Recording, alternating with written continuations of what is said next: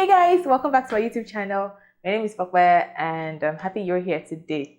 Today, I'm going to be doing a book review for a book called Preparing for Marriage, Help for Christian Couples. It's a book by Pastor John Piper. You might know him from Desiring God. This book is free. It's available for free for download on desiringgod.com. If you just search for the title, Preparing for Marriage, Help for Christian Couples, you'll be able to find it. But I bought this one from Amazon because I want to support the ministry of Desiring God. Or actually, more accurately, because I wanted a hard copy of the book, which I usually don't want. But yeah, this time I just wanted one.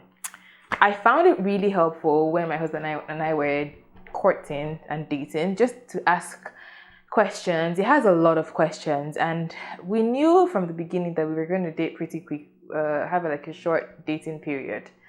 How did we know? I knew before I even met him that I didn't want to date for long, and he also kind of had a timeline of sort of like a year-ish to do this whole dating thing and decided if we're going to get married or not. And I subscribe to that whole approach of doing things. Like, there's no point dragging things out. Are we going to do this or not? Like, let's just know early on. But yeah, back to this book. Why do I like this book? I think that dating is primarily about asking questions and getting to know if this person is suitable for you to marry. So then there are very few resources out there that get into the meat of it. They tell you to ask questions, and you ask things like, what's your favorite movie? What was your childhood like? But like, even those kinds of questions, how do you describe your childhood to someone you're just meeting for the first time? They're good for first date questions where you're trying to break the ice. But once you're into it, like once you're ready to start taking things seriously, there are not that many resources that really get into the meat of things. So that's what I love the most about this book. The funny thing is the questions are just like a small segment at the back, like really small, and the meat of the book is on just things you need to prepare for marriage. And some of the book chapters include things like don't waste your engagement, which is just like an admonition from an older, wiser father figure, just saying engagement is to not just to plan a wedding, it's also to think about your life that you're trying to do after that. It's also an admonishment again saying don't break the bank. Husbands who love like Christ and the wives who submit to them. So pretty much a word to the guys as well and to the women about what loving like Christ looks like and what submission looks like. Then there's sexual relations in marriage, and then there's let marriage be held in honor among all, and the surpassing goal, marriage lived for the glory of God. Pastor John is very intent on making sure we know that everything is for the glory of God. And I think that one of his famous slogans is God is most glorified in us when we're most satisfied in him. Yeah, it's a really deep, he goes on about it in multiple articles, and you can check those out on the internet. So the questions, what kinds of questions does this book ask, and why did I find them so important? So the back, the appendix, covers a couple different areas. So the first one was theology, then there's worship and devotions, there's husband and wife, that's just like your relation as a couple, there's children, lifestyle, entertainment, conflict, work, friends, health and sickness, and differences. And I'm going to go into some of the questions just so you can see how in depth it goes. I think that this was most helpful in preparing, maybe not preparing for marriage, but in understanding what our expectations were, because we all have expectations. Some of us might not know how to voice them out, but like at the back of our heads, there's the way we expect things to be, and unexpressed expectations just lead to assumptions, which, as you know, assumptions make an ass of you and me. So an example of a question that was asked under theology is, what do you believe about everything? And this includes anything you want to ask here. What do you believe about God, about resurrection, about rapture, all those kinds of things. You want to know what this person's theology is like, and it's not so much like judging, but you're learning, and your learnings inform your decision. So maybe it is judging, but you want to answer honestly and hear what the person is saying, see what areas you might need to both grow in, or see what areas might be red flags, and act accordingly.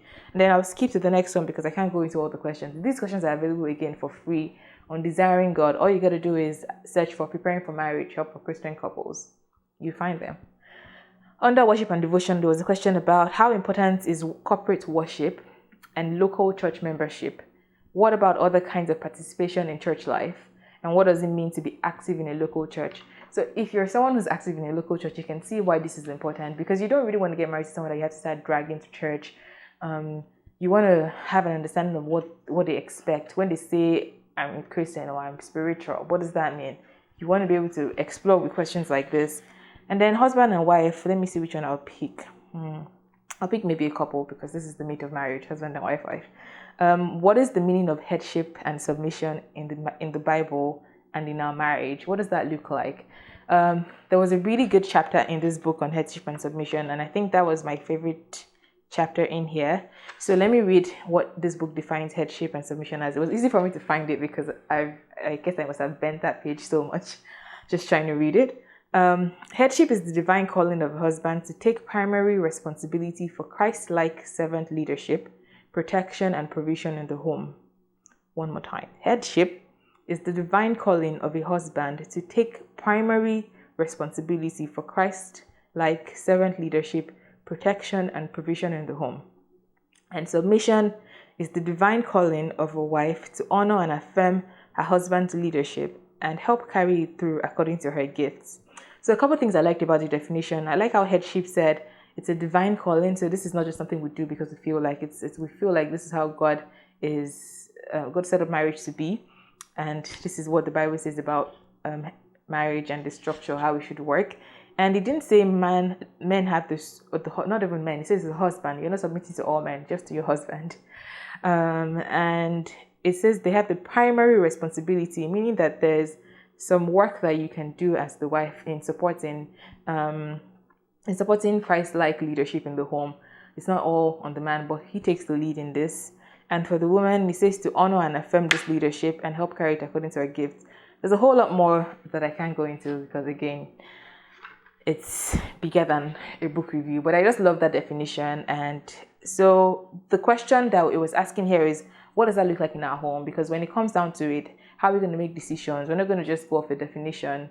It can guide us, but just it helps to start that conversation on how things will work in your own life, not just what you've seen other people do, but what you want to happen in your home, according to your understanding of the Bible and according to what you believe. So yeah, and then another big one is, how will we share tasks in the home? Finances, cleaning, cooking, washing dishes, yard work, and stuff like that.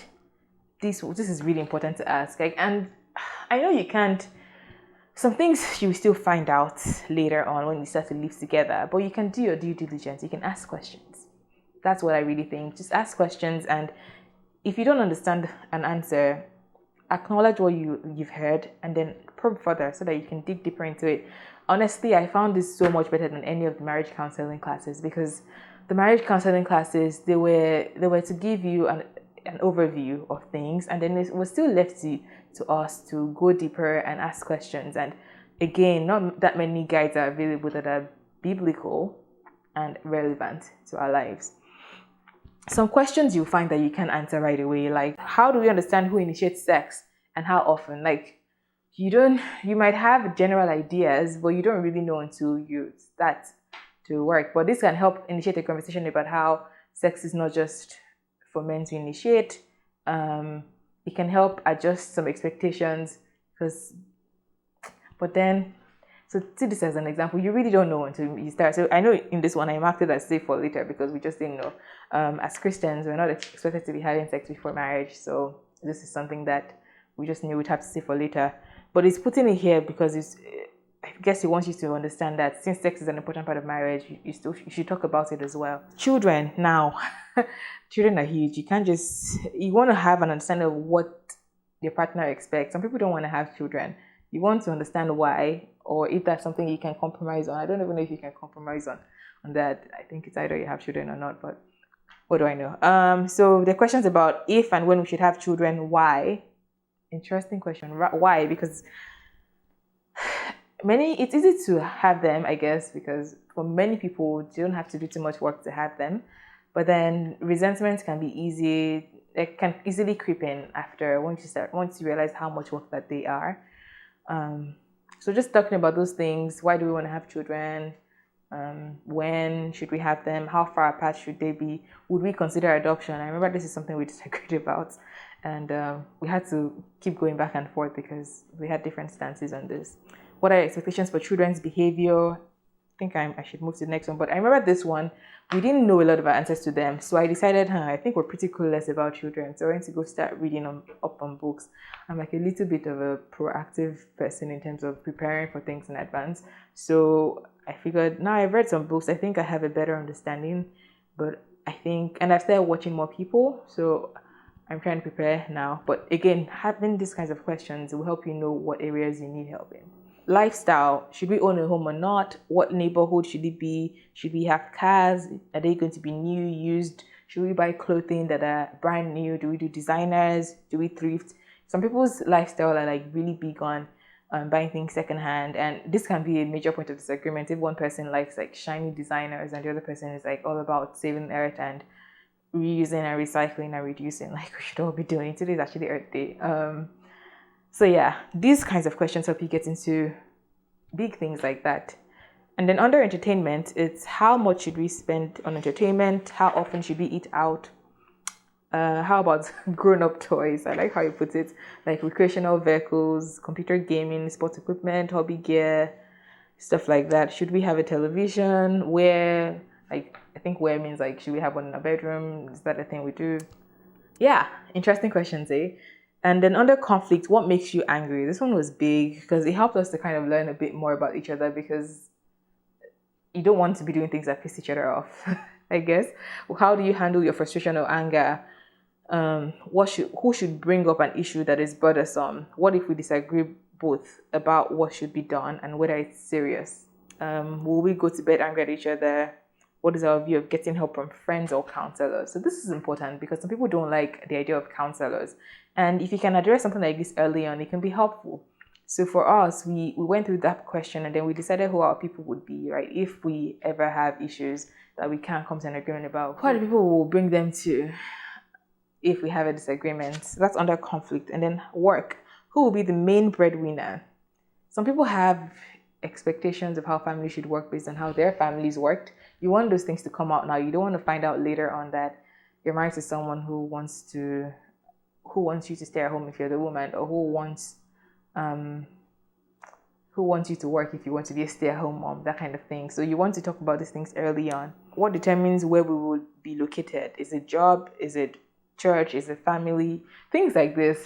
It was helpful to talk about that one because we came, like, we understood where each other's backgrounds were, what has informed our decisions in the past, and some of these things you'd have to reevaluate in the future because situations change. But again, it helps you understand what you're working with. The last three things are work. I think I said work already. Friends. So like questions about friendships and how you expect to maintain your own separate friends, or do you all have to have the same friends? Like things like that. Like these are important things that people just don't think to ask about. Not because we're trying to be silly. Well, some of us are trying to be silly and not thinking about it enough. But mostly because we just don't think about them. Like you don't know what you don't know. So that's kind of why we read books and ask other people questions and try to find out as much as we can before you say I do, and set yourself up for something that's a long-term relationship without knowing enough details. And then there's health and sickness. So trying to find out their health history or any other problems that can affect our relationship. And then other questions, because you're believers. If you're watching this, I hope you're believers. Do you believe in divine healing? And how would prayer relate to medical attention? So there's some extremes, right? People that believe in divine healing and won't take any medication. You want to know what you're setting yourself up for.